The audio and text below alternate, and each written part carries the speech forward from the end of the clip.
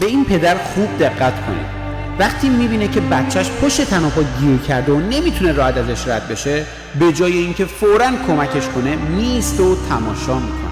شاید این رفتار سخت و حتی بیرحمانه به نظر بیاد، اما پدر داره به بچهش فرصت میده که خودش مسئله را حل کنه و به توانمندیاش اعتماد کنه.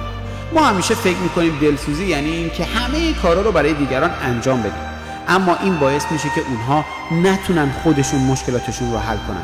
وقتی به کسی کمک میکنیم که از چالشاش فرار کنه، عملاً فرصت یادگیری رو ازشون میگیریم. آدمو از دو طریق یاد میگیرن، یا از آموزگار یا از روزگار. وقتی به دیگران کمک کنیم این پیام رو میدیم که به خودشون نمیتونن اعتماد کنن، اما وقتی اجازه بدیم خودشون از پس مشکلاتشون بر بیان قوی تر میشن. پس دفعه بعد که میخوای کمک کنی از خودت بپرس آیا این بهترین کمک هست یا باید بذارم خودش این مشکل رو حل کنه.